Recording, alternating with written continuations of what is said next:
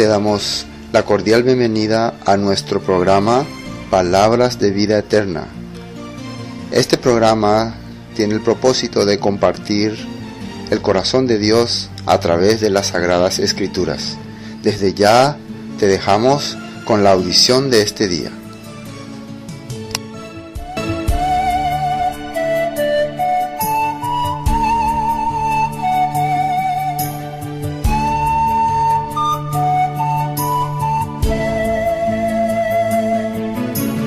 Los israelitas, al salir de Egipto, vieron realmente gran poder de Dios, vieron el trabajo de Dios a través de cruzar el Mar Rojo. También vieron cómo Dios los liberaba de todas las persecuciones que ponían los egipcios sobre ellos. Y también recibieron alimento de Dios mientras estaban en el desierto. O sea, Dios les estaba dando toda la protección, toda la fuerza, toda la seguridad que necesita un pueblo guiado por Dios. Pero la pregunta es, ¿será que ese era el objetivo de Dios?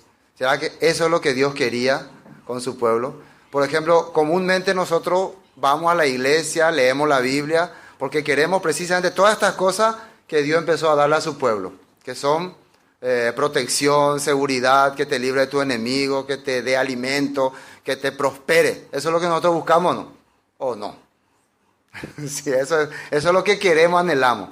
Y esas cosas el pueblo de Israel empezó a recibir ya desde que estaba en Egipto, porque Dios empezó a cuidarle de todas las plagas que venían sobre los egipcios precisamente. Y finalmente les dio la gran salvación a través de la sangre del cordero que sacrificaban esa noche y por medio de cruzar también el Mar Rojo.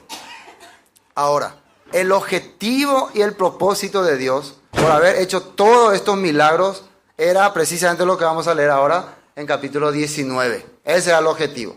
Y eso es lo que mucha gente se ha perdido y se ha olvidado. Vamos a ver del versículo 1. En el mes tercero de la salida de los hijos de Israel de la tierra de Egipto, en el mismo día llegaron al desierto de Sinai. Acá está saliendo en el mes tercero. Recuerden que habíamos dicho que esta convocatoria se llama Pentecostés porque son 50 días después. Pero generalmente cuando aparece acá el mes tercero parece que serían 90 días porque cada mes tiene 30. Pero acá menciona el mes tercero, no es después de 3 meses. ¿Se entiende entonces ahí? Entonces el mes tercero, los israelitas tienen sus meses, entonces se usó el primer mes 15 días. Del segundo mes 30 días y del tercer mes, lo que faltó, lo que falta, ¿no? Para completar 50 días. Así se hizo. Recuerden que a los 15 días del mes primero se celebraba el Pesaj. Bueno, entonces llegaron ellos a este lugar, fíjense lo que dice acá, versículo 2. Habían salido de Refidín y llegaron al desierto de Sinaí y acamparon en el desierto. Y acampó allí Israel delante del monte. Y Moisés subió a Dios. Y el Señor lo llamó desde el monte diciendo, así dirás a la casa de Jacob, anunciarás a los hijos de Israel. Fíjense lo que Dios quiere que Moisés le diga a su pueblo, después de que los trajo a la orilla del monte Sinaí. Ahora van a saber lo que es mi voluntad, mi deseo. ¿Por qué hice toda esta maravilla con ustedes? ¿Cuál era mi propósito? ¿Por qué se derramó la sangre del cordero en Egipto? ¿Por qué se abrió el mar? ¿Por qué le estuve dando la alimentación, la protección? Ahora van a saber por qué. Versículo 4. Vosotros visteis lo que hice a los egipcios y cómo os tomé sobre las alas de águilas y os he traído a mí. Así está presentado. Ustedes vieron todas las maravillas que yo hice, cómo les liberé de los egipcios y los he traído a mí. Les traje aquí para que estén en mi presencia. Versículo 5. Ahora pues, si diereis oído a mi voz y guardareis mi pacto, vosotros seréis mi especial tesoro sobre todos los pueblos, porque mía es toda la tierra. Está haciendo se puede decir, un compromiso de boda. Por eso la fiesta de Shavuot es una fiesta de boda. Hay una boda. En nuestro caso estamos recordando un aniversario más de boda, si es que hubo la boda. Si es que hubo, ¿no? Algunos si no hubo, entonces tienen que casarse primero. Bueno, está dándole un compromiso. Entonces Dios libera a un pueblo que estaba en esclavitud durante 400 años, que estaba oprimido, los trae a la orilla del monte Sinaí. Después de haberle mostrado semejante poder, el creador de toda la tierra les dice: si ustedes escuchan mi voz, aceptan mi palabra, yo voy a hacer un pacto con ustedes. Yo voy a hacer una alianza con ustedes. Que yo soy el dueño de toda la tierra. Si el dueño de toda la tierra quiere hacer una alianza con nosotros, ¿qué más queremos? Así está. ¿Qué más nos falta? El dueño de todas las cosas quiere tener un compromiso con este pueblo. Versículo 6. Y vosotros me seréis un reino de sacerdotes y de gente santa. Así está hablando, ¿no? Estas son las palabras que dirás a los hijos de Israel. Bueno, estas son las cosas que Dios le dijo a Moisés. Anda a decirle: si ustedes aceptan mi pacto, van a ser un reino de sacerdotes y de gente corrupta, corrompida, adúltera, santa, dice. Si aceptan mi pacto. Entonces el que aceptó el pacto de Dios sabe entonces qué es lo que aceptó, qué es lo que quiere. No, si así voy a vivir con este Dios, no, estás allá en Egipto. Voy a regresar nomás otra vez. Entonces, vamos a ver qué pasó. El versículo 8 vamos a leer. Entonces el Señor dijo a Moisés: he aquí yo vengo a ti en una nube espesa, para que el pueblo oiga mientras yo hablo contigo, y también para que te crean para siempre. Y Moisés refirió las palabras del pueblo al Señor. Y el Señor dijo a Moisés: ve al pueblo y santifícalos hoy y mañana y laven sus vestidos. Esto quiere decir que ellos aceptaron, yo salté un poco, ellos aceptaron el mandato de Dios, vamos a hacer todo lo que Dios diga. Entonces yo les voy a hablar a ellos, me van a oír, van a escuchar. Esto es muy importante, el mandamiento principal que Dios va a dar, el pacto que va a hacer, todos van a oír. Por eso voy a hacer una salteadita en el capítulo 20, porque no tenemos mucho tiempo. Ustedes pueden leer todo para entender después. Versículo 1. Habló Dios a todas estas palabras diciendo: yo soy tu Dios. Recuerden que esta voz ya está viniendo de Dios y todos están escuchando. No es que solamente Moisés está escuchando, todos están escuchando la voz de Dios. Fíjense cómo Dios se presenta al que va a darle la alianza, el pacto. Yo soy tu Dios.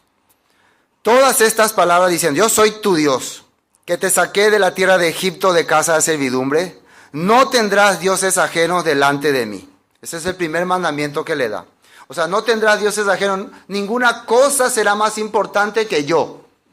Sí, claro, cuando ustedes hacen alianza matrimonial, ¿hay algún hombre importante después de ese su marido? ¿Hay o no hay?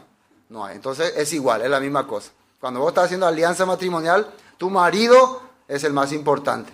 No hay otro después de él. O puede haber. No tiene que haber.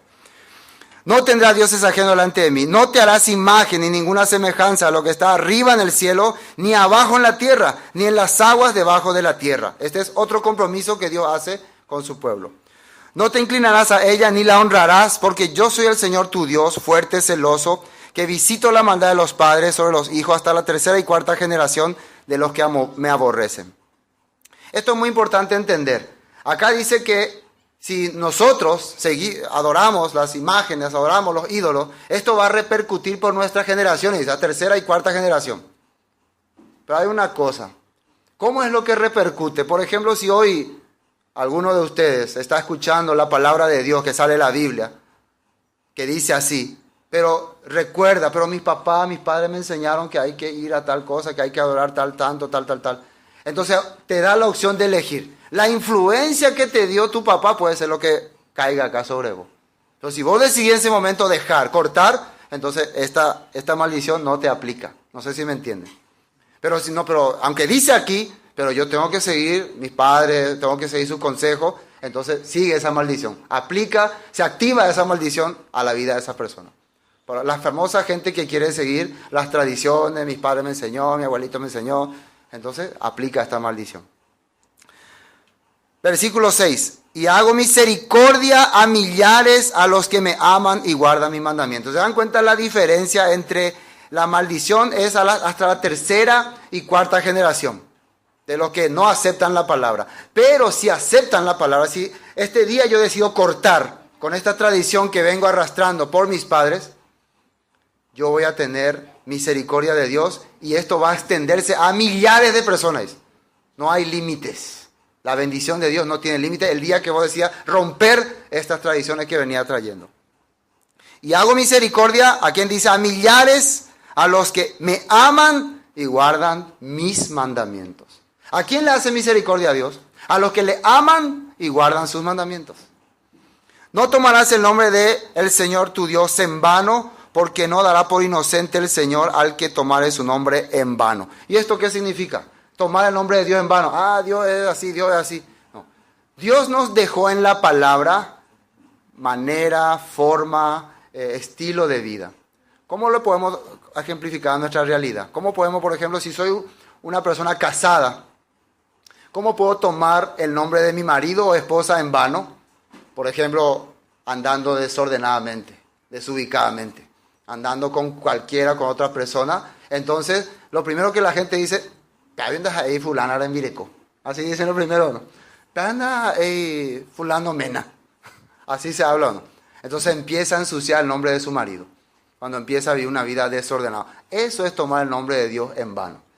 ¿Qué quiere decir? Si yo supuestamente, digo supuestamente, hice pacto con Dios, pero mi vida se ve, ese no es el Hijo de Dios, ese no es el que hizo pacto con Dios, ese no es el que dice que es cristiano, creyente, que cree la palabra. Entonces ahí estoy tomando en vano. Dios no va a perdonar esta clase de pecado. Así está escrito. Eso es tomar el nombre de Dios en vano. Bueno, después versículo 8. Y fíjense cuánto texto usa Dios para hablar del versículo 8 de este mandamiento, el cuarto mandamiento. Acuérdate del día de reposo para santificarlo. Santificarlo es apartarlo, consagrarlo. 6 días trabajarás y harás toda tu obra, mas el séptimo día de reposo es para el Señor tu Dios. No hagas en él obra alguna tú, ni tu hijo, ni tu hija, ni tu siervo, ni tu criada, ni tu bestia, ni tu extranjero que está dentro de tus puertas. Si vos tenés tu familia, vos aceptaste el pacto con Dios, y mientras los hijos tengan una edad, dependen de los padres. Mientras los hijos estén bajo su protección, cuidado, alimentación, bajo su techo, como quien dice, todo lo que ellos hacen entonces es responsabilidad de los padres. Si ellos desobedecen la ley de Dios, estando bajo tu protección, vos sos responsable. También tu siervo, dice, también tu criado, también tu empleado. Entonces el famoso alguno, bueno, yo no voy a hacer nada hoy, pero voy a mandarlo a hacer los empleados. Ellos van a hacer todo por mí. Esto está hablando si es que realmente hizo una persona el pacto con Dios. Porque 6 días hizo el Señor los cielos y la tierra, el mar y todas las cosas que en ellos hay, y reposó el séptimo día. Por tanto, el Señor bendijo el día de reposo y lo santificó. Es un día especial. El día de reposo realmente está considerando el milenio, el día de reposo eterno que Dios está preparando para nosotros. O sea, si yo reconozco este día de reposo, guardo este día de reposo, quiere decir de verdad que estoy esperando un día vivir eternamente con Dios. Contrario, si para mí no es nada, no, esto no significa nada, entonces yo tampoco espero tener una eternidad con Dios. Eso significa. Después, honra a tu padre y a tu madre para que tus días se alarguen en la tierra que el Señor tu Dios te da. No matarás. Y recuerden que Jesucristo explicó qué significa no matarás. No es no matarás de matar nada más. Al tener odio, rencor en el corazón, ya estás matando a esa persona. Y uno, no, pero demasiado exagerado ya. ¿Por qué Jesús explicó estas cosas? Porque ¿de dónde viene el deseo de matarle a alguien? ¿De dónde sale? ¿Acaso no es del odio, rencor? Cuando Caín fue rechazado su ofrenda, ¿qué le dijo Dios? Caín, ¿por qué decaíste tu semblante? Si bien hicieres, no serás enaltecido, pero si no hicieres bien, el pecado está a la puerta. ¿Qué significa? Si no aceptás que te equivocaste delante de mí, si no aceptás y no empiezas a hacer lo correcto, lo que yo quiero, entonces vos vas a transgredir mandato de Dios. ¿Y qué hizo al final Caín? Mató a su hermano. Hizo un crimen. Dios le estaba avisando. En el corazón se va formando los deseos, los odios, todas las cosas. El adulterio igual. El adulterio igual. Acá sale, no matarás, no cometerás adulterio. Siguiente mandamiento. Y Jesús explicó también, ¿por qué? También el adulterio no sale simplemente de un encuentro entre dos personas. Se forma primero en el corazón. Y eso ya habíamos explicado varias veces. Para que cometan una pareja o persona casada adulterio es porque había previo acuerdo o visita o ojito o guiño o mensajito hoy en día, whatsappcito, facebookcito. Todas esas cosas había antes y después ya se llegó al acto de adulterio. Entonces Jesús ¿desde dónde avisaba que una persona ya está adulterando? Cuando tiene la codicia en el corazón, ya está adulterando. ¿Qué significa esto? Si yo siento en mi corazón ya una atracción fuera de lo normal por alguien que no es mi esposa, una compañera de trabajo, vecina, amiga, lo que sea, ¿qué alerta tiene qué alarma tiene que encenderse en mi corazón? Adulterio, y ya tengo que arrepentirme. Señor, estas cosas a ti no te gustan. Está en tus 10 mandamientos, el pacto que hiciste conmigo, me arrepiento. Humillo mi corazón. ¿Ustedes creen que va a continuar lo demás? ¿Va a seguir continuando? No, ahí va a terminar, ahí va a parar. Pero como yo eso no veo todavía como algo, no, si le saludé nomás, le mandé saludito nomás, así, no, qué pico tanto. No, tomamos un café nomás, tomamos que una cita, cita de amigos, fue de compañeros de trabajo. No, pues ahí arranca las cosas. Jesús aclaró ese punto. No hurtarás, que es no robar, no quitarle a la gente lo que no te pertenece. No codiciarás, no hablarás contra tu prójimo, falso testimonio. Por eso es importante cuando vas a decir algo por alguien, que esté ese alguien. Que esté ese alguien ahí. Bueno, te voy a decir una cosa, fulano hizo así. Está ese alguien ahí. ¿Entiendes? Entonces, está presente. Pero muchas veces nosotros tendemos a hablar de alguien cuando no está esa persona, entonces generalmente sale falso testimonio, ¿no? Muchas veces es correcto, ¿no?, el testimonio, pero ni aunque sea correcto, no hay que hacer. Entonces, generalmente si voy a decir algo, que sea en su presencia. Acostumbrémonos. Si voy a realmente tengo algo contra alguien, bueno, presentarle, quiero decir, fulano hizo así, en su presencia. A ver si nos animamos a hacer eso. 17. No codiciarás la casa de tu prójimo, no codiciarás la mujer de tu prójimo, ni su siervo, ni su criada, ni su buey, ni su asno, ni cosa alguna de tu prójimo. Estas cosas, ¿quién estaba escuchando? El pueblo de Israel. Todos estaban escuchando. Versículo 18. Todo el pueblo observaba el estruendo y los relámpagos y el sonido de la bocina y el monte que humeaba, y viéndolo el pueblo temblaron y se pusieron de lejos. Oh, Dios le estaba hablando así. Imagínense, Dios le está hablando así. Nosotros estamos escuchando ahora repetición nomás, una voz nomás. Yo soy un locutor nomás. Pero ustedes tienen que sentir en su corazón, esto vino de Dios. Esto es palabra de Dios. Esto es ordenanza de Dios. Ellos temblaron su corazón en ese momento. Eso se escuchó. Bueno, esto es lo que ocurrió en el monte Sinaí. A esto se le llama el Espíritu de Dios descendió sobre los israelitas. Ellos recibieron el corazón de Dios, el mandato de Dios. Eso es lo que celebramos cuando celebramos Pentecostés o Shavuot. Pero ahora vamos a ver los textos que dicen que esto se tiene que celebrar y se tiene que recordar, para que se sepa que no estamos haciendo porque queremos pasarla bien nomás, sino que es un mandato de Dios recordar esto. Es como cuando ustedes, cuando llega su aniversario de boda, ¿qué hacen? Fiesta. Y si alguno se olvida, para nosotros que estamos casados, es importante ese día, ¿no? Bueno, para el que realmente ama a Dios, el que ama a su esposo, ama a su esposa, es un día muy importante. El día que se encontraron, se casaron, hicieron un pacto, es importante. Para nosotros también, si hicimos esa alianza con Dios, ese día es importante. Y ese es ese día aquí en la Biblia. Bueno, vamos a ver el libro de Éxodo 34, ahí nomás. Sigamos. Éxodo 34. Dios ordena cumplir la fiesta de Pentecostés o Shavuot. Éxodo 34, versículo 22. Dice así. También celebrarás las fiestas de las semanas. ¿Qué significa semanas? Shavuot. O sea, cuando ustedes ven en la Biblia semanas, esa es la palabra tan misteriosa que estamos diciendo, Shavuot. Baikola Shavuot. Cada rato igual Shavuot. Shavuot es semanas. Semanas. 7 semanas se tenía que celebrar esta fiesta. Fíjense, también celebrarás la fiesta de las semanas, de las primicias de la siega del trigo y la fiesta de la cosecha a la salida del año. La fiesta de la cosecha es la siguiente fiesta que viene dentro de unos meses, en septiembre. Están todos invitados también. Va a haber rica comida también y va a haber más fruta. Entonces es la fiesta de tabernáculos. Entonces esto está diciendo, versículo 23 dice, 3 veces al año se presentará todo varón tuyo delante del Señor, Dios de Israel. Bueno, esto es lo que quería. Vamos a ver otro texto, vamos a confirmar nomás aquí. Levítico 23, para que la Biblia nos muestre que lo que estamos haciendo es bíblico. Levítico 23, versículo 15 primero. Fíjense lo que dice ahí, Levítico 23, versículo 15. Levítico 23, versículo 15. Contaréis desde el día que sigue al día de reposo, desde el día que os ofrecisteis la gavilla de la ofrenda mecida, 7 semanas cumplidas serán. Acá está explicando lo que les estaba diciendo, 7 semanas van a contar. Ustedes no estaban contando, los que estuvieron en Pesach estaban contando, no se perdieron la cuenta. Los que están en Pesach, los que celebran Pesach, oficialmente entonces están ya esperando esto. ¿Entienden? Oficialmente están esperando. Es como nosotros fuimos liberados para un día ir a la boda. Éramos como una doncella aprisionada en el castillo del dragón.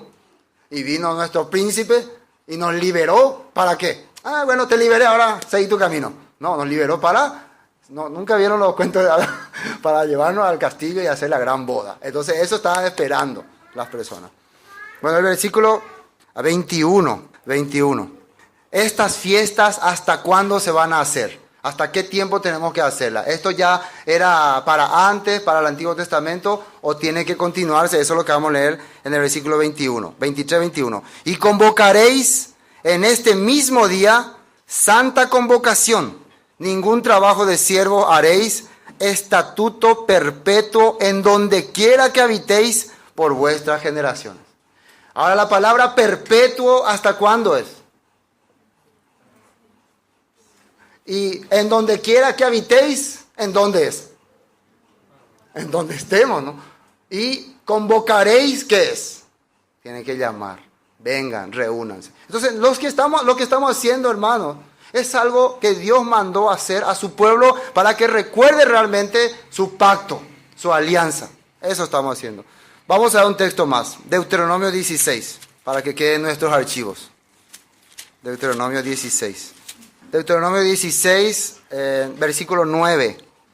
Versículo 9, vamos a leer. 7 semanas contarás desde que comenzare a meterse la hoz en las mieses.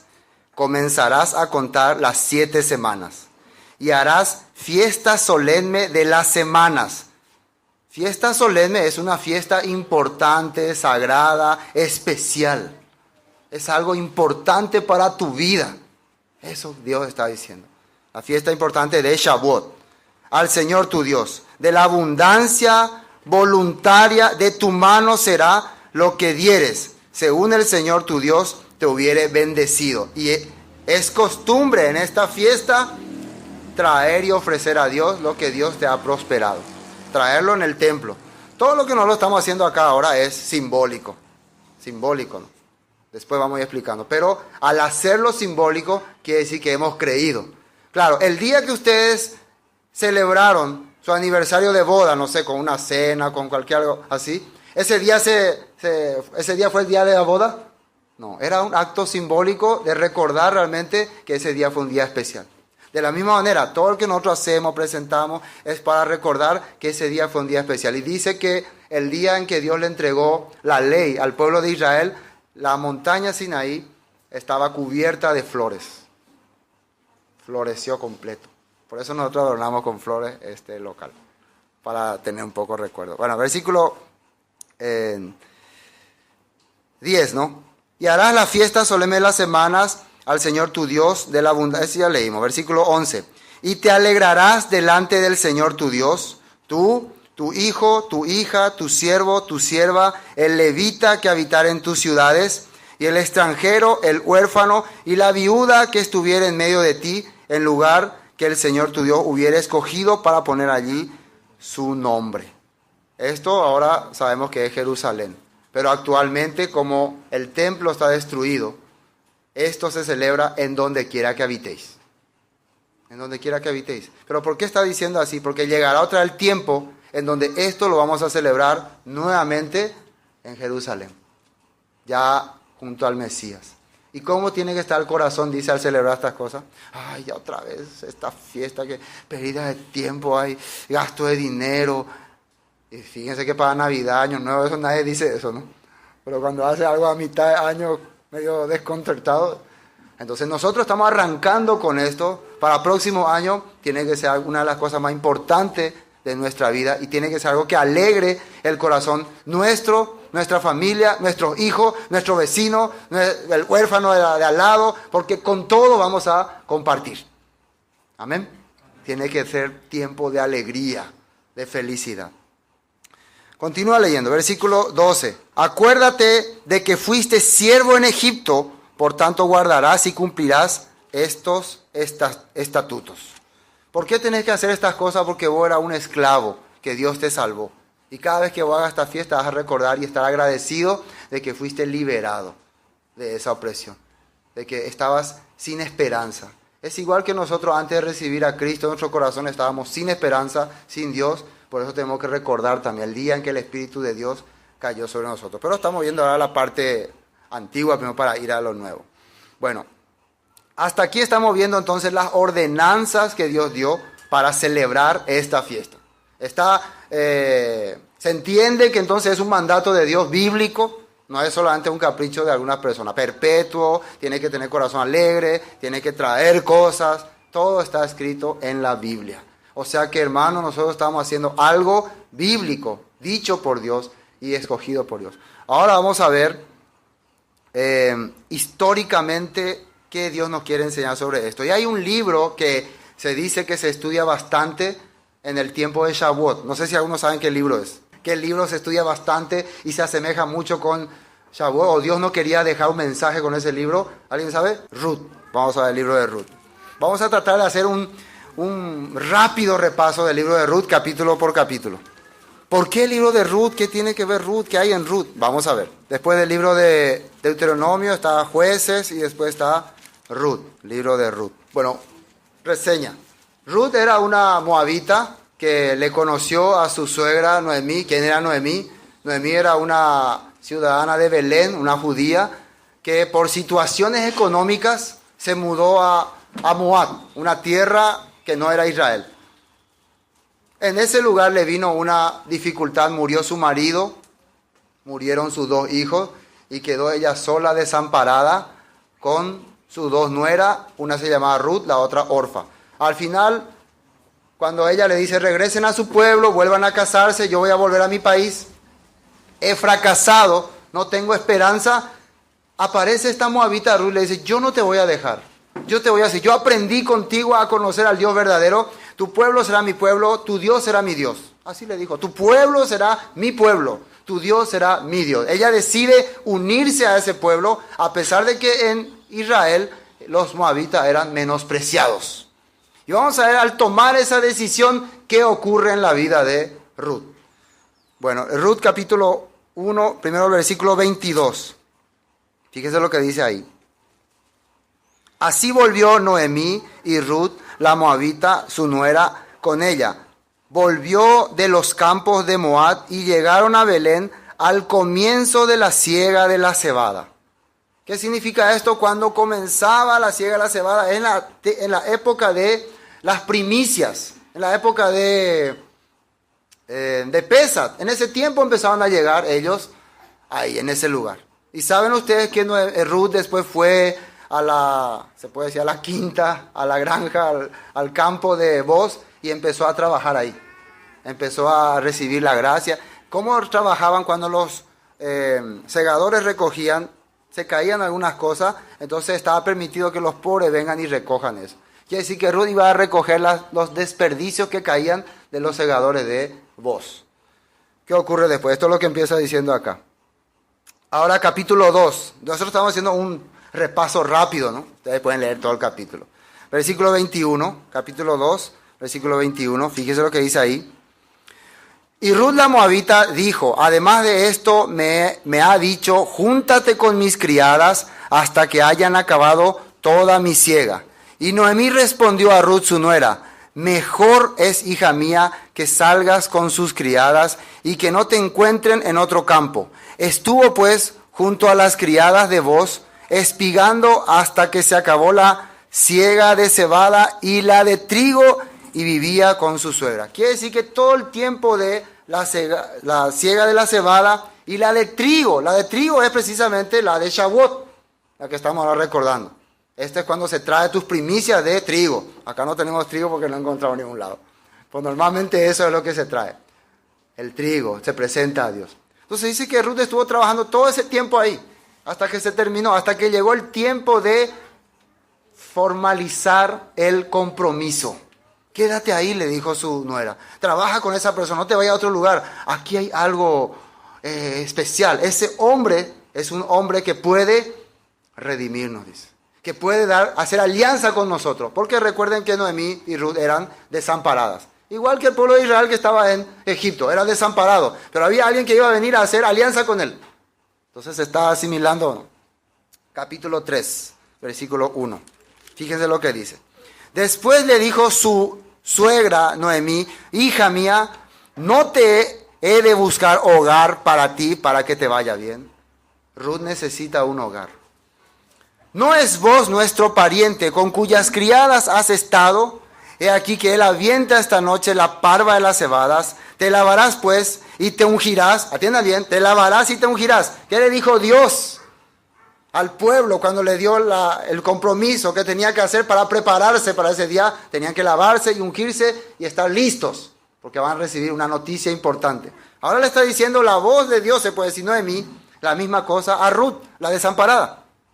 Que le dice: te lavarás pues y te ungirás, vistiéndote tus vestidos, irás a la era, mas no te darás a conocer al varón hasta que él haya acabado de comer y beber. Y cuando él se acueste, notarás el lugar donde se acueste, e irás y descubrirás sus pies, y te acostarás allí. Y fíjense lo que dice ahí: y él te dirá lo que hayas de hacer. Se nota que esta Noemí conocía un poco de escritura. Es hora de que tú recibas la bendición. Esta persona puede darte esa bendición. A él le corresponde darte esa bendición. Es parte de nuestro pariente, es nuestro pariente. Él te va a decir lo que tenga que hacer. ¿Y cómo responde Ruth? Versículo 5. Y ella respondió: no, yo no voy a hacer estas cosas. No, ¿qué va? No se gusta. No me gusta. ¿Cómo respondió Ruth? Haré todo lo que tú me mandes. Haré todo lo que tú me mandes. Voy a obedecer. Aparentemente no entendemos todavía acá qué es lo que está pasando, pero una gran bendición está por caer al pueblo de Dios. Recuerden que los israelitas, los judíos, estudian este libro en Shavuot, y ahora vamos a entender por qué. Porque el pueblo durante mucho tiempo estaba viviendo sin rey, sin guía, sin esperanza. Cada quien hacía lo que quería. No había quien hacía la voluntad de Dios. Y se necesitaba ya restaurar lo que Dios quería. Y tenía que venir ya el que iba a poner orden al país de Israel. El que iba a tener también un linaje eterno. Vamos a ir leyendo el otro capítulo. 4. Capítulo 4, versículo 13. Dice: Vos pues tomó a Ruth y ella fue su mujer. Y se llegó a ella y el Señor le dijo, le dio que concibiese y diese a luz un hijo. ¿Qué hizo Vos? Se casó con Ruth. Ustedes si leen todos los demás van a entender qué pasó. Ella se fue, aceptó, Vos decidió, vio que era una mujer realmente que quería, anhelaba la bendición de Dios, que anhelaba ser parte de este pueblo, y entonces se cumplió en ella la promesa de Dios. Este hombre Vos era su pariente y se casa con ella y tiene un hijo. ¿Y de qué la importancia de eso? ¿Quién era ese hijo?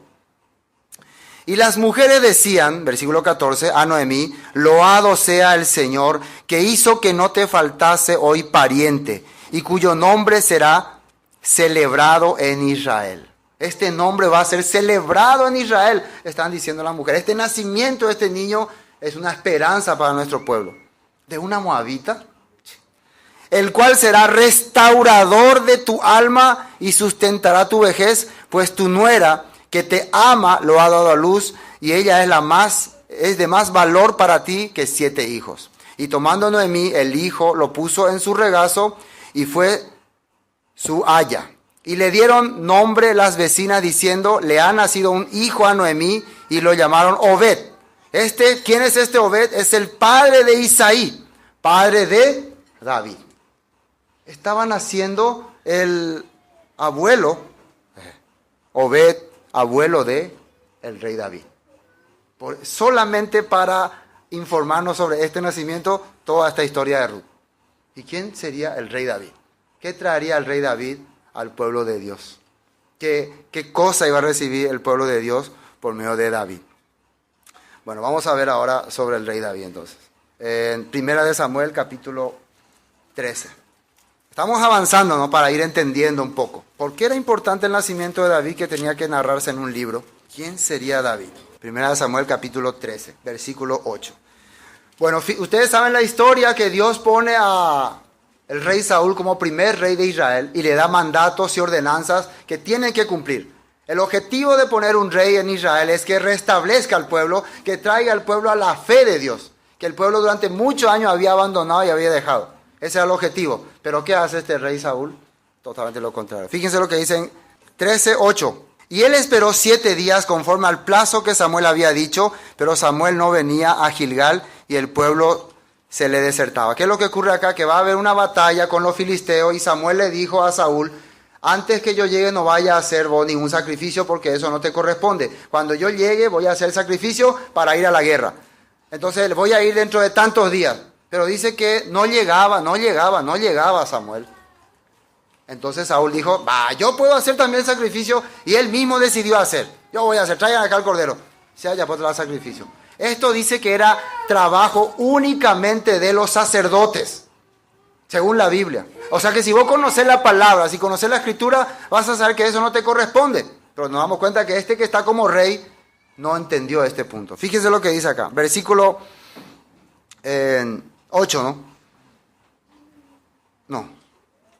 ¿dónde? 8, 9. Entonces dijo Saúl, traedme holocausto y ofrendas de paz. Y ofreció el holocausto, y cuando él acababa de ofrecer el holocausto, he aquí Samuel que venía, y Saúl salió a recibirle para saludarle. Entonces Samuel dijo, ¿qué has hecho? Y Saúl respondió, porque vi que el pueblo se me desertaba, y que tú no venías dentro del plazo señalado, que los filisteos estaban reunidos en Migma.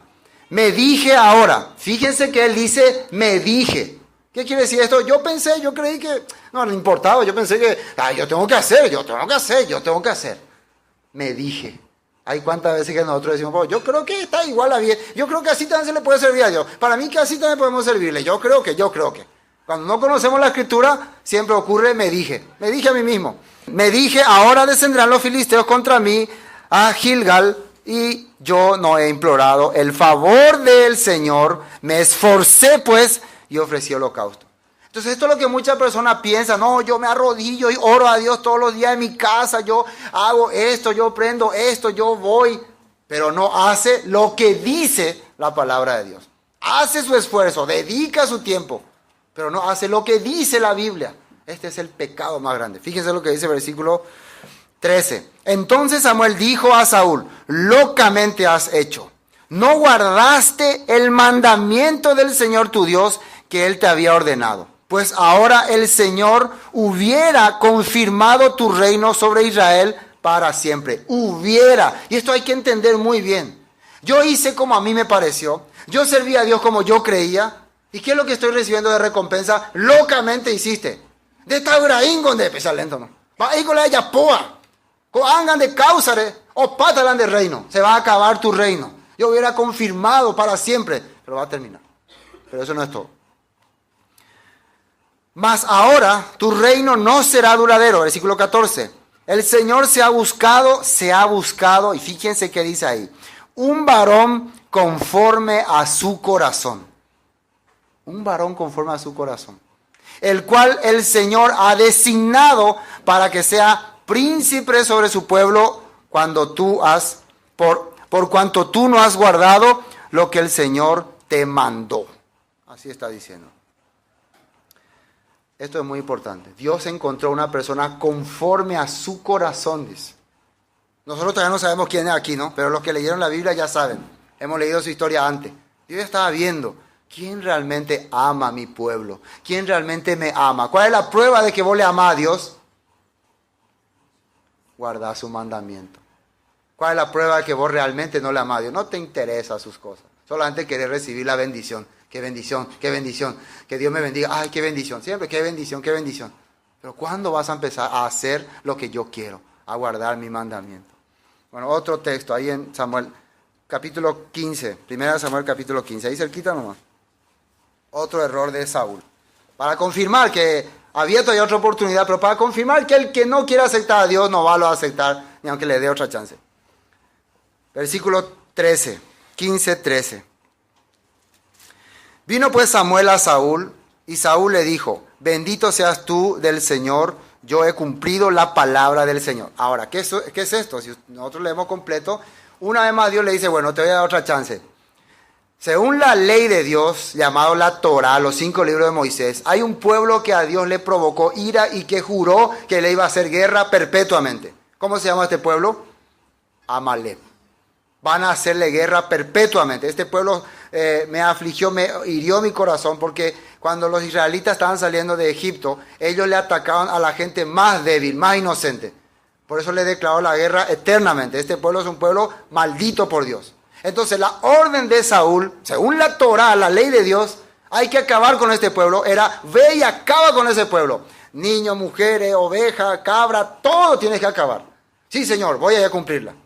Pero él se fue, mató a todo lo que le parecía malo, y todo lo que le parecía bueno guardó para él y lo trajo. Después viene diciendo: he cumplido la palabra del Señor. ¿Se dan cuenta cuando la persona vive de acuerdo a su manera? Piensa que está haciendo como Dios le dice, pero realmente está haciendo a su manera. ¿Qué le dice después? 15:14. Samuel entonces dijo: pues qué balido de ovejas y bramido de vacas es este que yo oigo con mis oídos. Porque él trajo todos los animales, claro. Él se fue a matar a toda la gente y aprovechó que la gente que los animales quedaban indefensos, y trajo todos los animales. Robó, hizo un robo. Pero Dios quería que destruya todo. Él quería aprovechar como botín estas cosas. Y Saúl respondió, versículo 15: de Amalek lo han traído porque el pueblo perdonó lo mejor de las ovejas y de las vacas para sacrificar al Señor tu Dios, pero lo demás lo hemos destruido. ¿Se dan cuenta cómo justifica? También dice que le perdonó la vida al rey de Amalek. Y dijo Samuel otra vez: aunque eras pequeño en tus propios ojos, ¿no has sido hecho jefe de las tribus de Israel? Y el Señor te ha ungido por rey sobre Israel.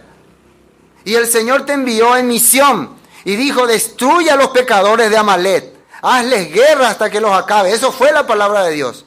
¿Por qué pues no has oído la voz del Señor, sino que has vuelto al botín? Dice: has hecho lo malo ante los ojos del Señor. Y Saúl respondió a Samuel: antes bien he obedecido la voz del Señor y fui a la misión, y el Señor me envió y he traído a Agag, rey de Amalek, y he destruido a los amalecitas. Otra vez él. Sí, fui a Jagoshe. Recuerden que en la Biblia dice: en aquel día muchos me dirán: en tu nombre he hecho, en tu nombre he hecho, allá pongo la heredad. Parece que está haciendo lo que Dios quiere, pero como no conoce la palabra, siempre hace lo que él se dijo. Es una prueba clara de que Saúl no conoce la escritura. Por eso no tiene el mismo corazón que Dios tiene hacia los amalecitas. Y nosotros vemos después que cuando él perseguía a David, que era un hombre conforme al corazón de Dios, por causa de que los sacerdotes de Not le protegieron a David y le dieron alimento, él mató a 80 sacerdotes. Sacerdotes de Dios él mató, pero al rey de Amalek no le mató. Ahí uno puede ver qué corazón tenía. Hay gente que para su beneficio, para su deseo, oye, apota me amba erei. Cualquier cosa va a hacer, me amba erei. Pero para Dios va a pensarlo 2 veces. No, tengo que pensarlo primero. A ver cuál me conviene. Siempre va a estar pensando. Ustedes analicen también cuál posición tienen. Yo no estoy acá juzgando. Cada uno analiza. ¿Qué dice más? Fíjense qué terrible esto es. Versículo 22. Samuel dijo: se complace el Señor tanto en los holocaustos y víctimas como en que dice ahí, que se obedezca a las palabras del Señor. Ciertamente el obedecer es mejor que los sacrificios y el prestar atención que la grosura de los carneros. Obedecer, prestar atención, cosa que nosotros poco hacemos. ¿Cómo vamos a obedecer si no sabemos que vamos a obedecer? Para saber qué obedecer hay que prestar atención a ver qué dice Dios que tenemos que obedecer. ¿Hay alguna ley, algún mandato, algo escrito, algo dejó Dios? Y sí dejó, pero como nunca prestamos atención, no vamos a poder obedecer. Y eso es mucho mejor que cualquier sacrificio, dice. Si yo no puedo obedecer su mandato, aunque haga lo que haga, puede ser que esté haciendo cosas que desagrada a Dios. Y no me doy cuenta. No me estoy dando cuenta. Por eso es importante, yo debo conocer qué está escrito para poder hacer la voluntad de Dios. Después, versículo 23, porque como pecado de adivinación es la rebelión y como ídolo e idolatría la obstinación. Por cuanto tú desechaste la palabra del Señor, Él también te ha desechado para que no seas rey. Atiendan muy bien.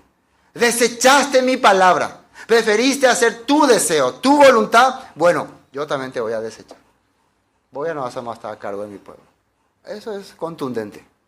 Y Dios le ha dado la palabra al pueblo. Vamos a ver un texto más. Segunda de Samuel, capítulo 7. ¿Quién fue escogido por Dios? Segunda de Samuel, capítulo 7. Entonces, si Dios le desechó a Saúl porque rechazó su palabra, ¿por qué le aceptó a David? ¿Quién era David? David era el hombre que, conforme a su voluntad, aceptaba todo lo que Dios decía. Miren lo que dice acá en capítulo 7, versículo 11. Dice, desde el día en que puse jueces sobre mi pueblo Israel, y a ti te daré descanso de todos tus enemigos. Asimismo el Señor te hace saber que Él te hará casa. Y cuando tus días sean cumplidos y duermas con tus padres, yo levantaré después de ti uno de tu linaje, el cual procederá de tus entrañas, y afirmaré tu reino. Él edificará casa a mi nombre, y yo afirmaré para siempre el trono de su reino. Yo le seré a él padre, y él me será a mi hijo. Y si hiciere mal, yo le castigaré con vara de hombres, y con azote de hijos de hombres. Pero mi misericordia no se apartará de él, como la aparté de Saúl, el cual quité de delante de ti. Y será afirmada tu casa y tu reino para siempre, delante de tu rostro, y tu trono será estable eternamente. Esa es la promesa que Dios le está dando a David. Porque hiciste mi voluntad, hiciste mi deseo, hiciste lo que me gustó. Si usted lee el contexto, David tuvo el corazón de edificarle casa, templo. Ese tuvo su corazón. Y habíamos visto en Deuteronomio que Dios decía que hay un lugar que Dios va a establecer para llevarle la ofrenda. Durante 500 años nadie pensó en eso. 500 años de los jueces, cada uno peleaba, vivía ahí, se peleaba, cada uno se estiraba así. Cuando David toma el reino, elimina a todos los enemigos de Dios. Cuando ya tiene tranquilidad, cuando ya tiene paz, él desea, quiero edificarle casa a mi rey. Además, él funda la ciudad de Jerusalén, que va a ser la ciudad del reino. Entonces, ¿cómo para darle todas estas cosas? Entonces, la esperanza de Israel había nacido cuando nació el hijo de Ruth, de su abuelo, ¿no? Después su papá, después David. ¿Por qué? Porque este hombre David trajo la voluntad de Dios al pueblo, el deseo de Dios al pueblo, el corazón de Dios al pueblo, y la esperanza de que el pueblo va a tener un día un rey que gobierne sobre ellos para siempre.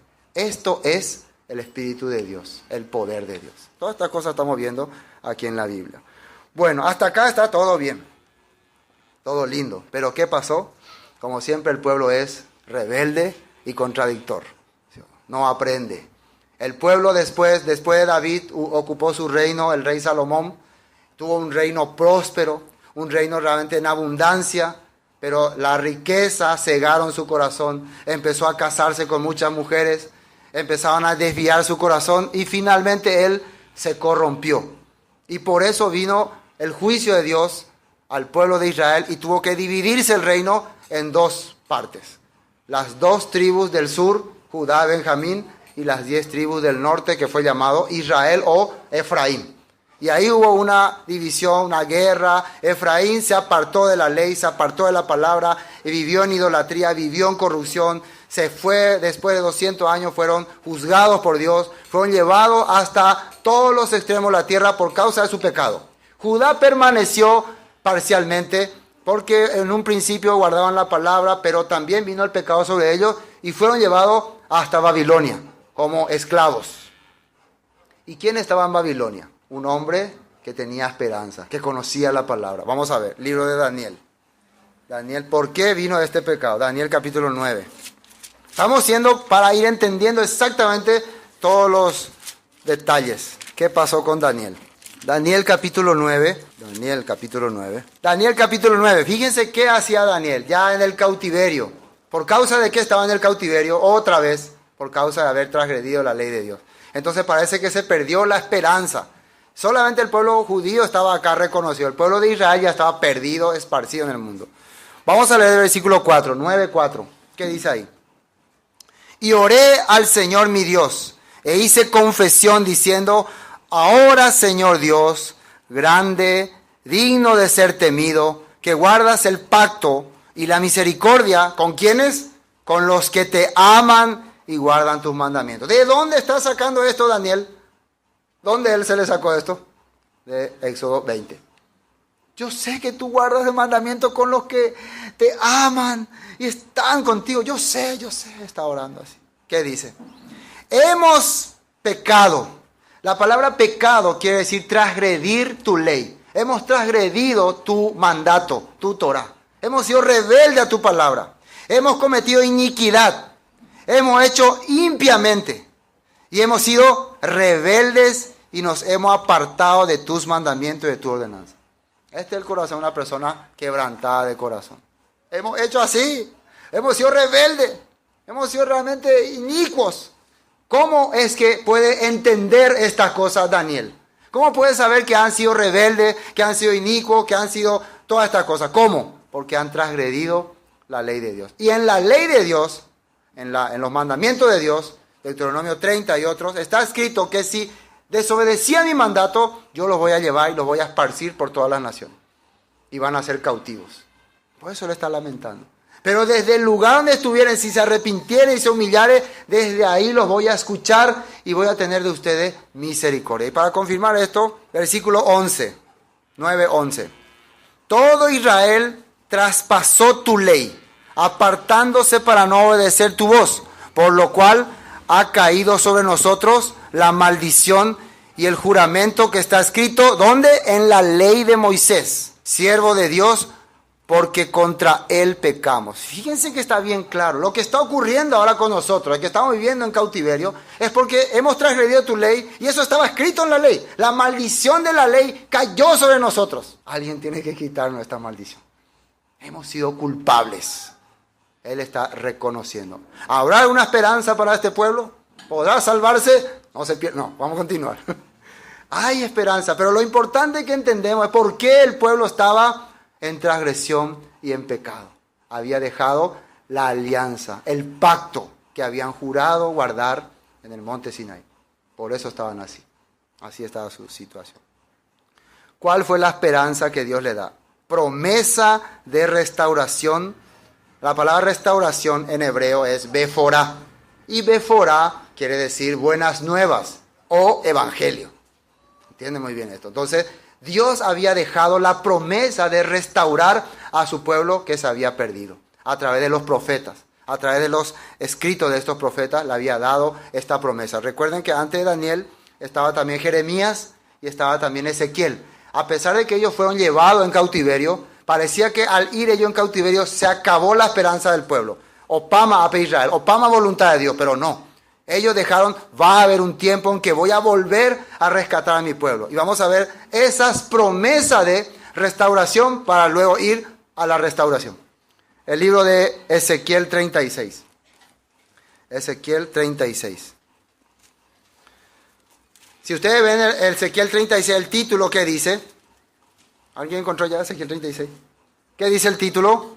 Restauración futura de Israel. Buenas nuevas para Israel. Evangelio para Israel. Beforá para Israel. Así está escrito. Y ustedes pueden leer todo el capítulo. Cuando tenga tiempo yo voy a leer algunos versículos nomás. Versículo 24. Fíjese lo que dice.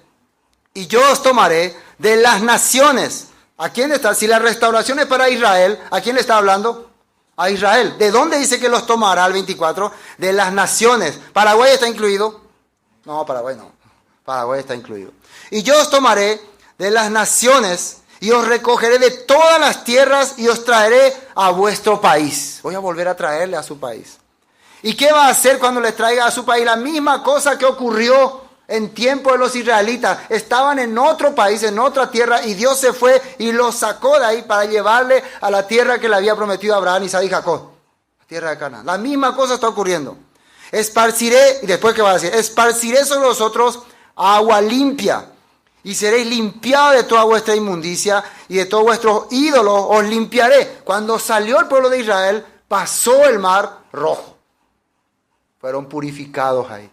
Eso es sombra de purificación. Fueron limpiados. Lo primero que Dios hace al rescatarnos es sacarnos de esa vida vieja, esa vida mundana que hemos llevado. No podemos traer nuestra vida mundana con Dios. ¿Sí o no? ¿Me entienden? Es igual, un ejemplo. Una persona que fue infiel y su esposo le perdona. Te perdono, esposo, esposa. Ah, qué bien. Pero puedo traerle a fulano que con quien era infiel para que esté con nosotros. ¿Puede hacer eso? Por más que le perdona, ¿puede traerle? No suena, no cuadra, ¿no? Algo así también. Entonces cuando vos volvés a Dios, no, puede traer también la inmundicia del mundo que tenía. Se queda afuera. Se queda afuera. Dios se encarga de dejar afuera. Eso dice.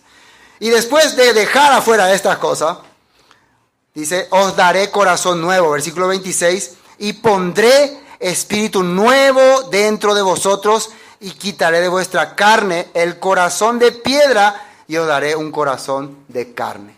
Al principio Dios puso sus mandamientos en piedras, pero esta vez voy a poner en corazones, para que sean sensibles, para que puedan sentir mi palabra, para que tengan sensibilidad. Esta vez van a realmente amarme de todo corazón, porque mi corazón va a estar en ustedes. Versículo 27.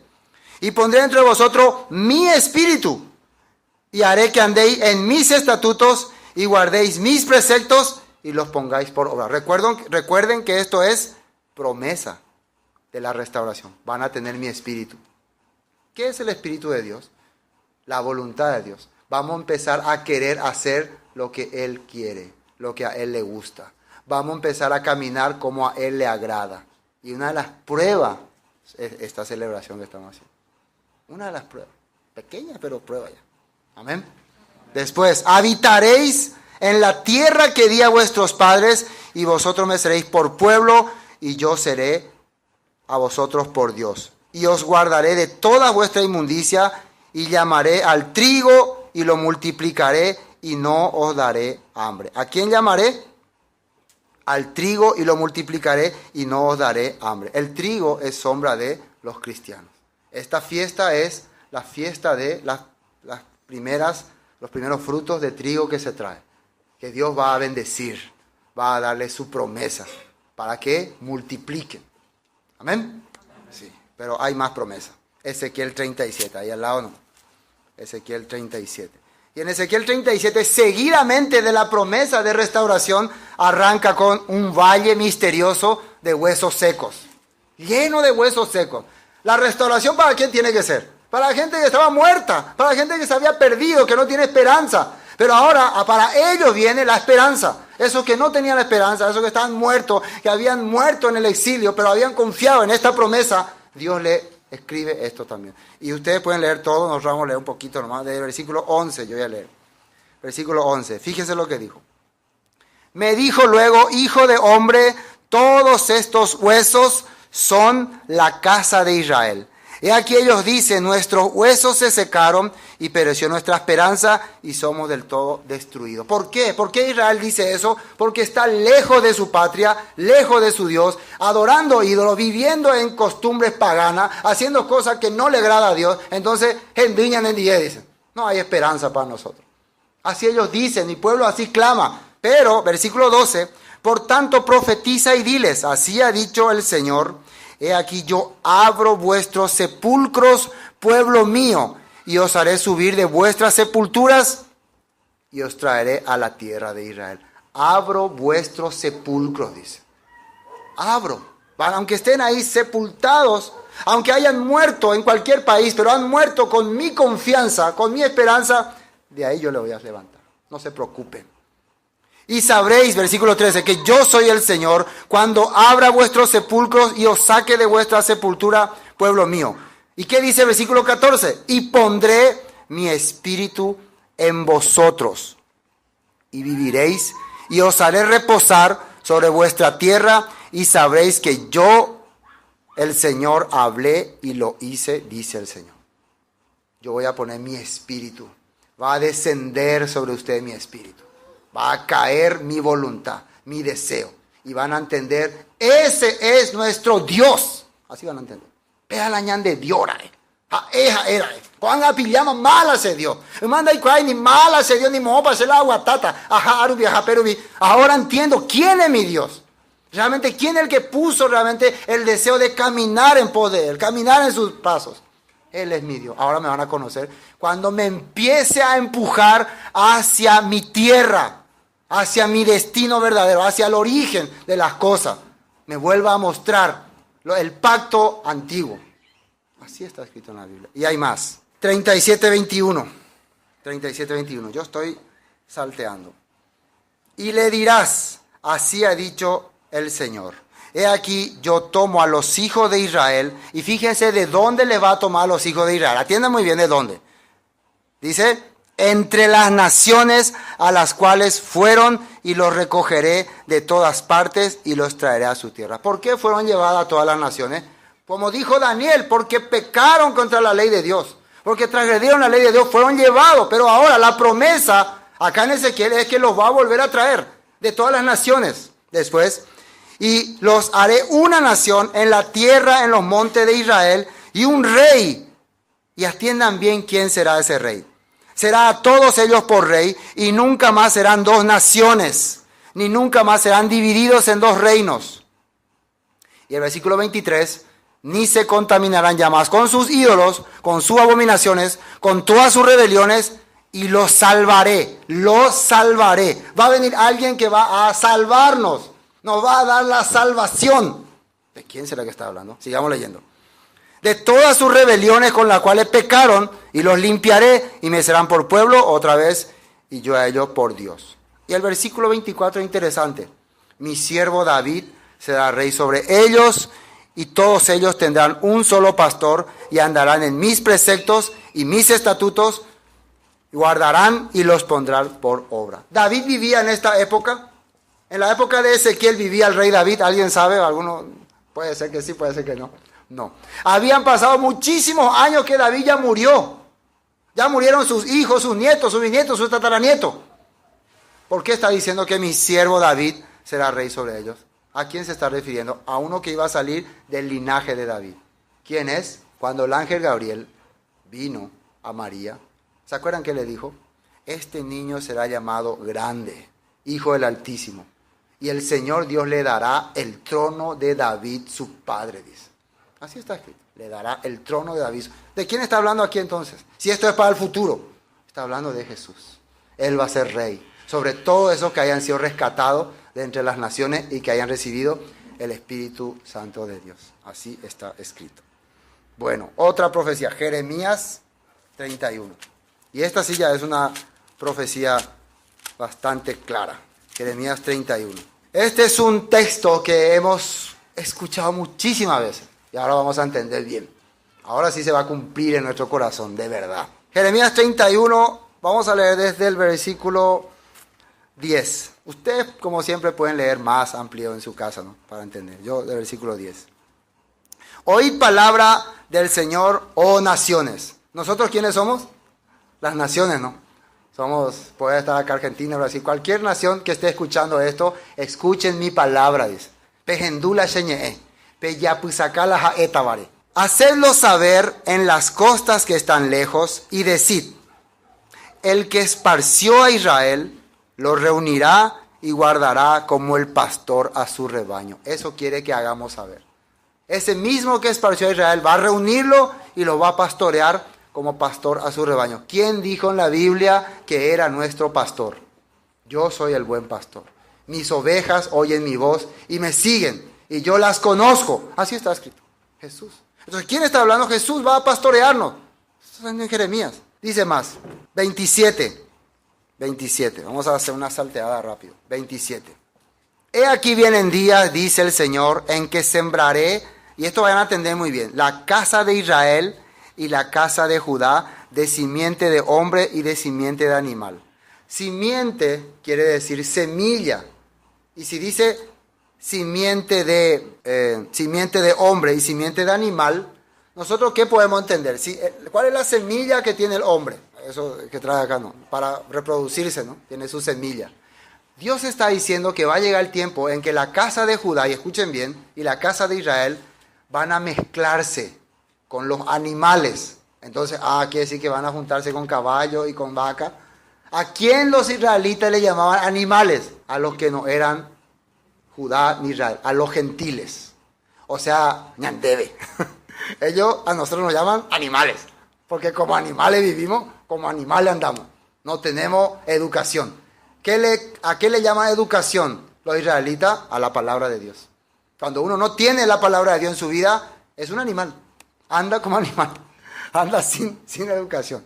Entonces Dios está diciendo que va a llegar el tiempo en que se van a mezclar Judá e Israel con los gentiles. Va a haber una mezcla impresionante. Eso es lo que ocurrió cuando ellos fueron llevados y fueron esparcidos. Versículo 28. Y así como tuve cuidado de ellos para arrancar y derribar y trastornar y perder y afligir, tendré cuidado de ellos para edificar y plantar, dice el Señor. Así como yo dedicadamente hice que ellos se esparzan, fueran llevados por los asirios, por los babilonios, se mezclen relaciones, sufran. ¿Y por qué sufrieron ellos? No sufrieron porque Dios quería. ¿Qué decía Daniel? Sufrimos porque hemos pecado contra ti, porque hemos transgredido tu ley. Así como tuve yo la dedicación para hacer que ellos se pierdan, voy a tener la misma dedicación para recuperarlos, para traerlos otra vez. ¿Entienden lo que está diciendo? En aquellos días, versículo 29, no dirán más, los padres comieron las uvas agrias y los dientes de los hijos tienen la dentera. Esto quiere decir, los hijos no van a más ser culpables por los pecados de sus padres. Antes se decía así, esta causa tenemos por causa de nuestros padres. Ahora, ustedes no son más culpables por lo que sus padres le enseñaron. Aunque sus padres le enseñaron otra denominación, otra religión, no sé, otra creencia que no era bíblica, eso no es más culpa. Ahora ustedes mismos van a escuchar la verdad. Entonces, si no aceptan, va a ser su responsabilidad. Anipe culpa y la aprende tú acuerdas. Pero papá le puede curir pesa, si abuelo pesa y que es la importante que tú dices, no culpen más. Ustedes serán responsables de sus actos. En aquel tiempo será así. ¿Por qué? Porque la escritura ya estaba previendo, iba a llegar a cada persona. Recuerden que antes no tenían toda la escritura. Antes difícil era que uno consiga la escritura. Escuché alguna vez que anteriormente las reuniones en la misa, el sacerdote hacía así, hacía de espalda y hablaba en Spiritus Sancti, en latín. Entonces, ¿qué entendían las personas? Pero llegó un tiempo en que se cambió eso. También la escritura solo podía tener el sacerdote o el encargado. Pero llegó un tiempo que cambió. En cualquier denominación, sea cual sea, católica, mormona, testigo de Jehová, evangélica, uno puede tener la Biblia. ¿O no? Ahora hay algún lugar, alguna denominación que es prohibido acá traer la Biblia. No hay más. Entonces ya no pueden culpar más a tu antepasado. Cada uno puede darse cuenta si está en la verdad o no. Pero ¿qué es lo que pasa? ¿Qué pasó con Saúl? No prestan atención. Solamente llevan la Biblia, pero no, sí, la Biblia. Entonces son engañados, locamente hacen. Versículo 30. Sino que cada cual morirá por su propia maldad. Los dientes de los hombres que comieren las uvas agrias tendrán la dentera, dice. He aquí que vienen días, dice el Señor, en los cuales haré, digan lo que dice ahí, nuevo pacto, nueva alianza. ¿Con quién va a ser la nueva alianza? Lean muy bien con quién va a ser el nuevo pacto Dios. Con la casa de Israel y con la casa de Judá. No con los paraguayos, ni con los argentinos, ni con los bolivianos, ni con los coreanos, ni con los rusos. Con la casa de Israel y con la casa de Judá. Que quede clarito. Entonces, no hay alianza con nosotros. Pero ¿qué dijo más arriba que iba a hacer antes? Iba a mezclar la casa de Judá y la casa de Israel con nosotros. Entonces, cuando vaya a buscar a la casa de Judá y a la casa de Israel, ¿ya a quién va a encontrar? A los gentiles también. Y ahí los va a salvar, ahí los va a rescatar. ¿Entienden el plan de Dios? Ese era el plan de Dios. Pero nosotros hemos dejado olvidado estas cosas pensando que no, ellos no tienen nada que ver con nosotros. Claro que sí, porque el pacto fue con ellos. ¿Quiénes fueron los que estaban en el monte Sinaí? ¿Fueron los antepasados de los guaraníes? ¿Los antepasados de los incas? ¿Ellos fueron los que estaban ahí? No, fueron los israelitas. Y miren lo que dice acá, versículo 31, ¿no? No como el 32, no como el pacto que hice con sus padres. El día que tomé su mano. ¿De quién se toma la mano? De que te vas a casar, ¿no? Para sacarlo de la tierra de Egipto, porque ellos invalidaron mi pacto, aunque fui yo un marido para ellos, dice el Señor. Yo era su marido, yo me comprometí. ¿Con quiénes? Con sus padres. Con los padres de Judá e Israel, no con nuestros padres, a menos que nosotros también aceptemos que somos parte de ese pueblo. Aunque no seamos físicamente, carnalmente, espiritualmente sí lo somos. Porque no es judío solamente el que lo es carnalmente, dice, sino que el que cree, el que acepta la palabra de Dios, ese es llamado judío según la palabra de Dios. O verdadero israelita. El que acepta la palabra, porque él dice que hace misericordia a millares de los que guardan sus mandamientos. A Pepe ya hay que mantener añande ahí, ya hay que mantener ahí, ¿me entiendes? Sí está hablando la Biblia. No como dice con sus padres. ¿Por qué no como dice con sus padres este pacto? Aquel pacto ellos la invalidaron, la rechazaron, no la aceptaron. Querían volver sus corazones a Egipto. Está escrito en Hechos capítulo 7. En sus corazones volvieron a Egipto. Pero este pacto será diferente porque Dios va a darnos una prueba grande de amor. ¿Y cuál fue esa prueba? Envió a su Hijo Jesucristo, nada más y nada menos, a pagar toda nuestra culpa, nuestra transgresión. Va a hacer que nosotros nos sintamos atraídos hacia Él. Va a hacer no que quisiéramos seguirle por compromiso, sino porque realmente me siento obligado o deseado de seguirle a Él. Para mí es mi esperanza. Eso va a hacer. Y eso es lo que hizo hasta este tiempo. Por eso dice, el amor de Cristo nos constriñe, dice, nos empuja. Ese es el nuevo pacto que Dios está haciendo en nuestro corazón. El pacto es que esta vez va a ganar mi corazón. Va a hacer que mi corazón se sienta atraído hacia Él. Como dice en Oseas, la llevaré al desierto y ahí atraeré su corazón, dice. ¿Dónde es el desierto? La Biblia dice que desierto es donde no hay palabra. Nosotros fuimos expulsados, fuimos llevados lejos, en un lugar donde no entendíamos la palabra. Y un día teníamos necesidad, y cuando asisteo la dio, y por eso nos íbamos en cualquier iglesia, buscando cualquier lugar, buscando a alguien que nos hable de Cristo. Él estaba haciendo a propósito eso, para que un día realmente me sienta atraído hacia Él y quiera saber más, quiero conocer más. Voy a atraer su corazón. No jamás sé que le va a poner obligación. Eso estaba diciendo. Terminemos esta parte. Pero este es el pacto que haré con la casa de Israel después de aquellos días, dice el Señor. ¿Y cuál es el pacto? Fíjense lo que es el pacto. Daré mi ley en su mente y la escribiré en su corazón. Ese es el pacto. Y yo seré a ellos por Dios y ellos me serán por pueblo. ¿Esto qué significa? Ese día que se confirme el pacto, mi ley en su mente y en su corazón, ellos van a entender, Él es nuestro Dios y nosotros somos su pueblo. ¿Me entienden? ¿No? Somos su pueblo escogido. Por tanto, si somos su pueblo, tenemos que hacer las cosas que mandó a su pueblo. Tenemos que vivir conforme a la ordenanza que Dios le dio a su pueblo. ¿Por qué? Porque Él es nuestro Dios. Así vamos a entender en aquel tiempo.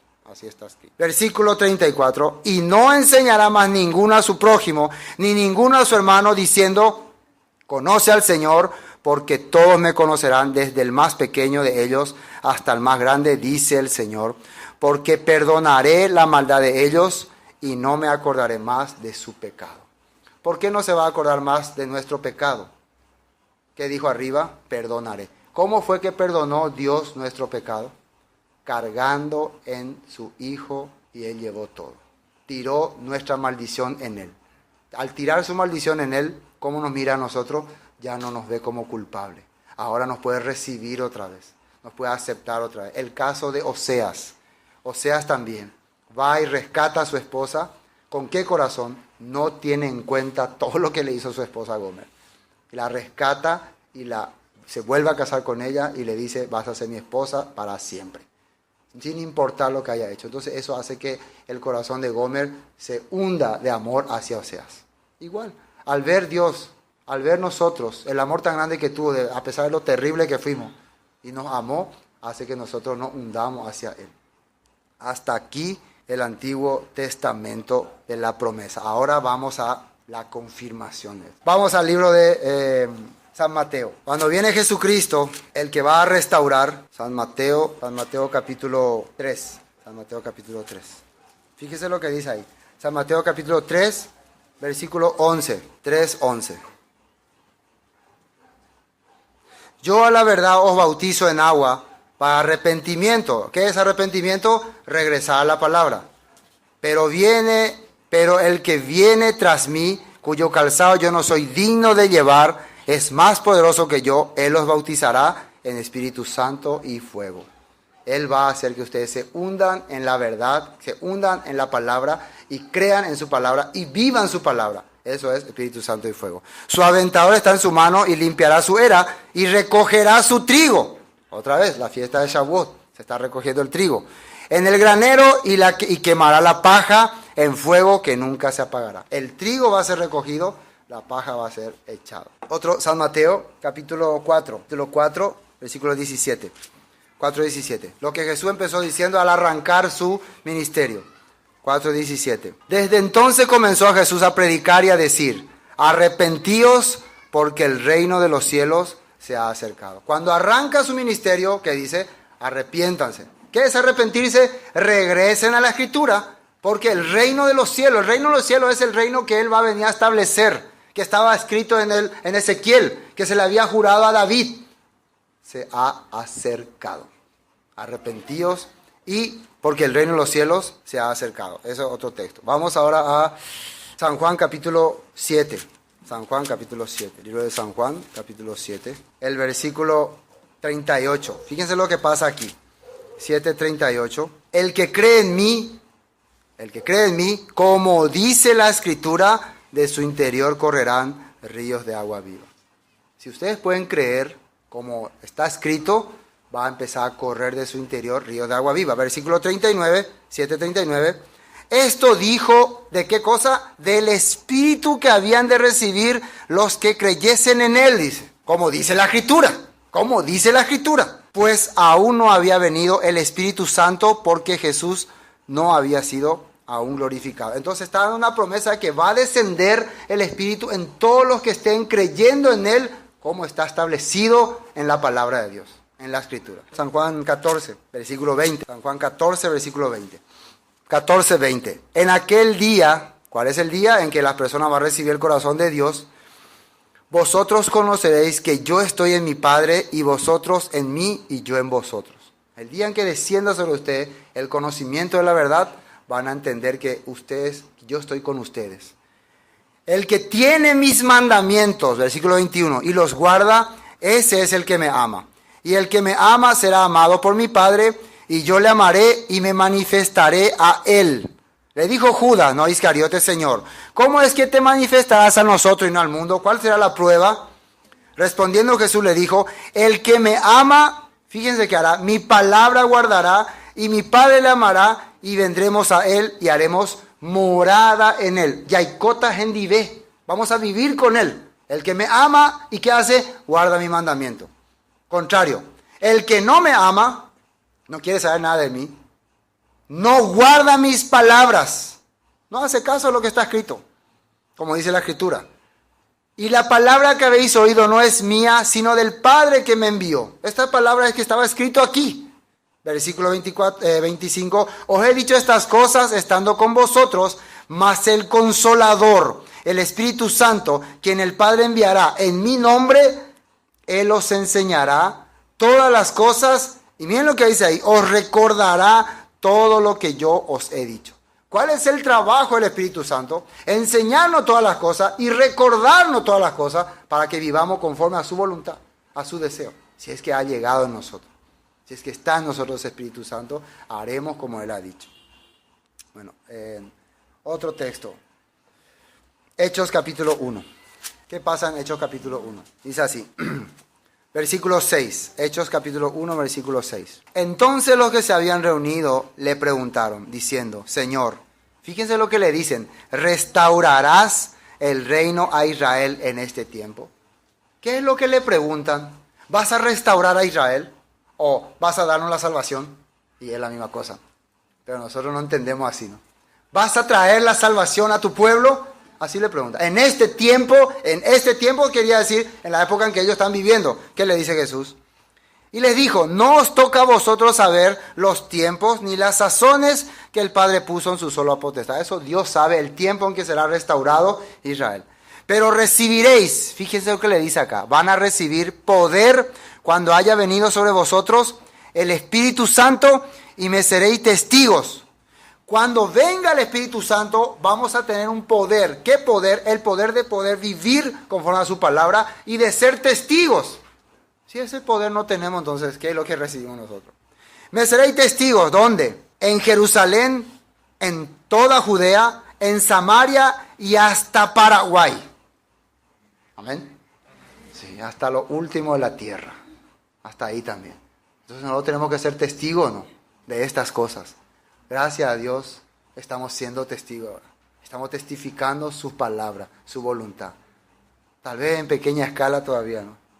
Pero si avanzamos así, si eso transmitimos a nuestros hijos, ellos van a ser realmente personas que van a transmitir grandemente a mucha gente estas cosas. Capítulo 2. ¿Qué pasó en capítulo 2? Versículo 1. Cuando llegó el día de Pentecostés, Shavuot. Este es el día de Shavuot. Después, 50 días después que Jesús había muerto y resucitado. Después 40 días, 10 días después que Él había ascendido, que le dio esta promesa. Después de 10 días de haberle dado esta promesa, llega el tiempo de Pentecostés. Este tiempo, esta época, la misma época. Y se cumple la promesa de Dios. Cuando llegó el día de Pentecostés, estaban todos unánimes juntos. Todos estaban juntos. Y de repente vino del cielo un estruendo como de viento recio que soplaba, cual llenó toda la casa donde ellos estaban sentados.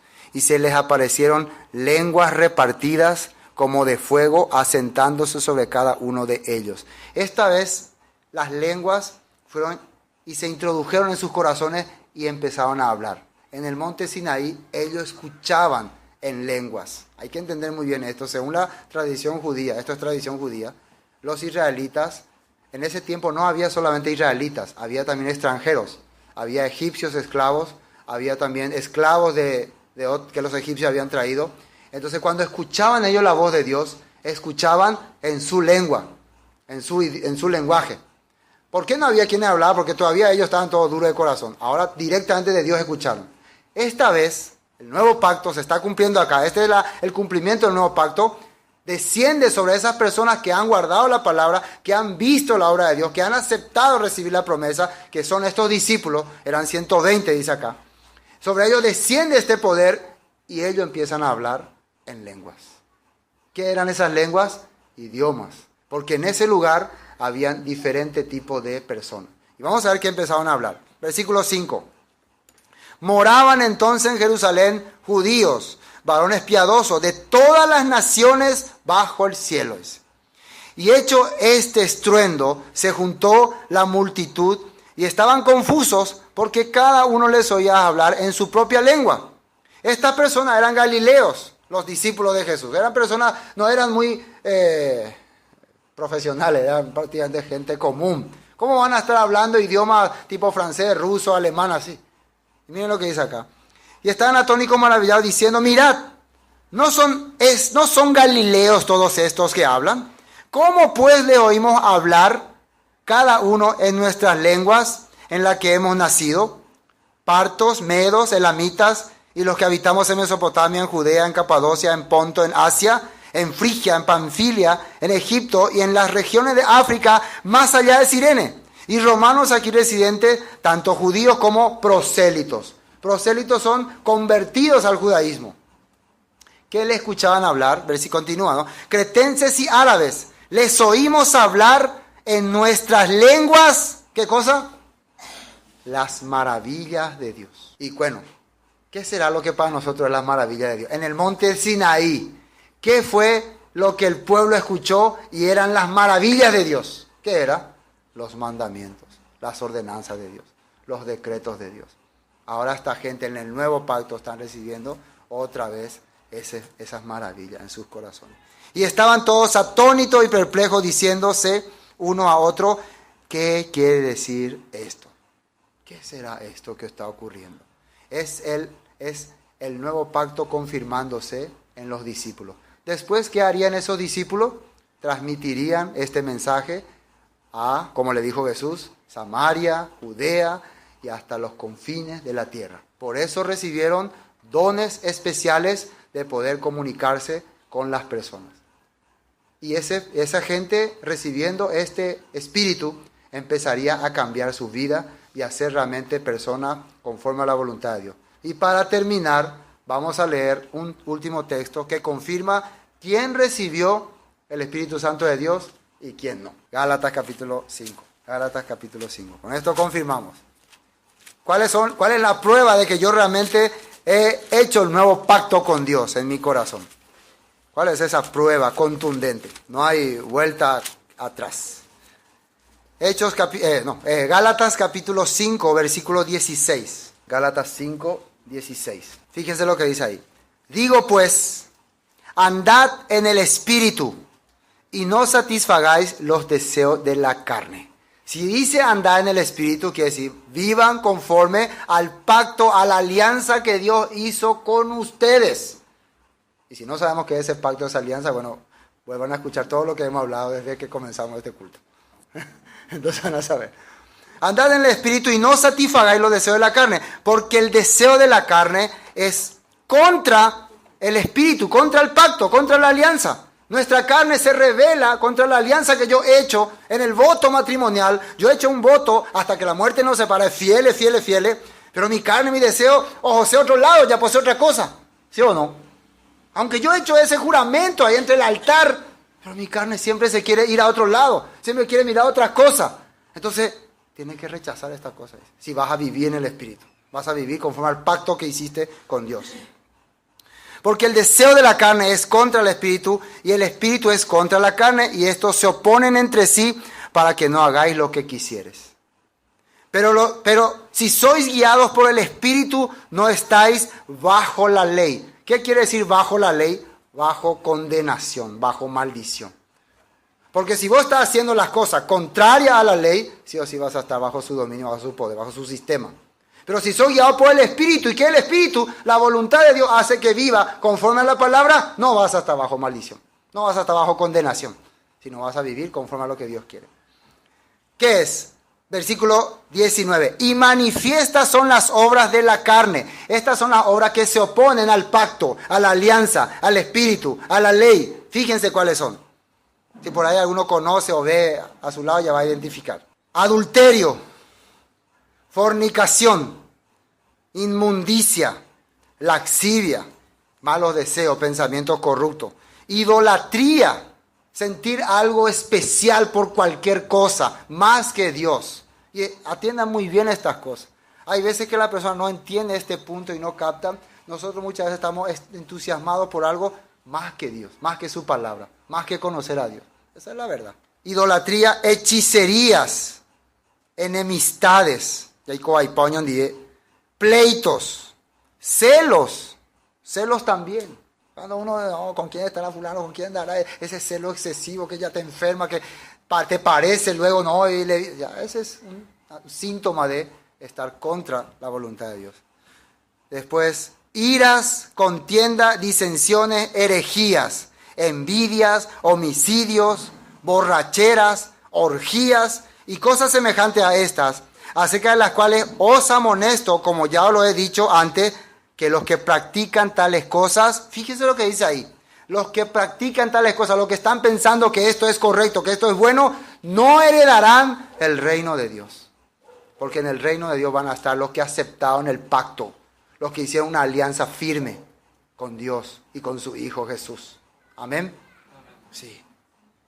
Mas el fruto del Espíritu, y acá aparece fruto. Por eso nosotros hemos traído los frutos. Frutos son pruebas de que le ha ido bien en su vida. Nosotros ahora estamos haciendo simbólicamente, porque esto del mercado no me hemos traído.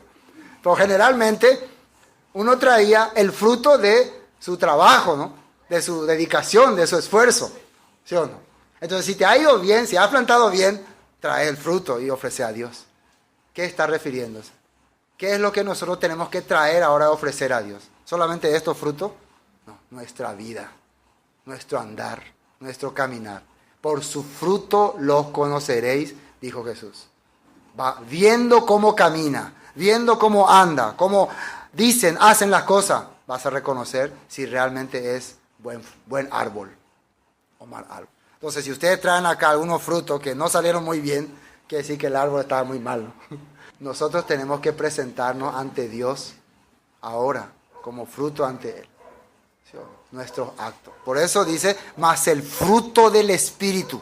¿Qué significa? Lo que sale de una persona que tiene el pacto, que tiene la alianza, que tiene el corazón de Dios, que ha hecho el pacto en su corazón con Dios, son estos. Amor.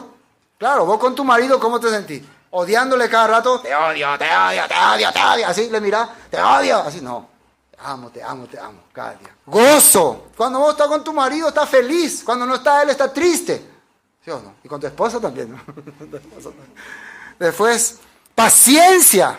Eso también hay que tener. Y si no fuera mi esposo, yo no le tendría más paciencia. Pero porque nos casamos, tengo que tenerle paciencia, no me queda otra. Benignidad. ¿Qué es benignidad? Yo nunca tengo mal corazón hacia mi matrimonio. Nunca estoy pensando que va a hacerme algún daño. O ustedes piensan así.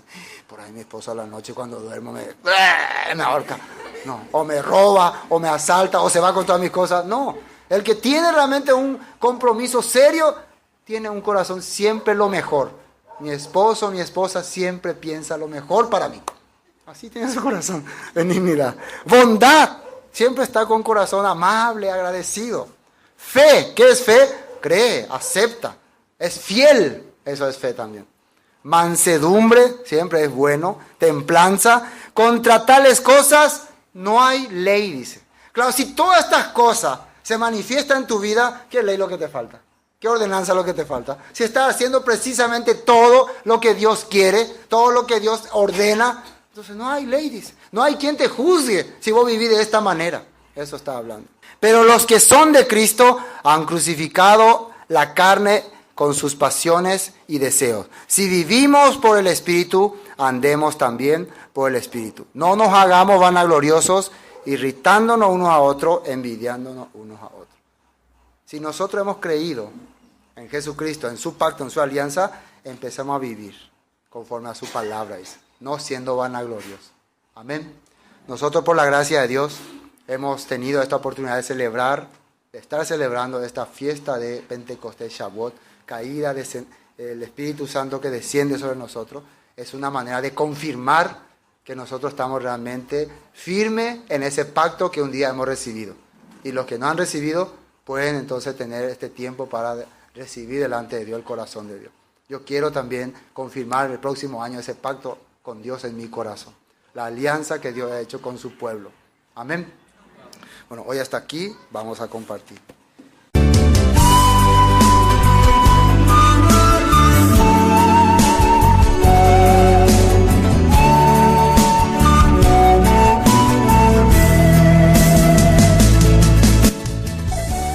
Esto fue Palabras de Vida Eterna. Cualquier consulta que tengan sobre el tema que hemos tratado hoy, nos envían sus mensajes al 0981 60 46 77 y estaremos respondiéndoles con mucho gusto.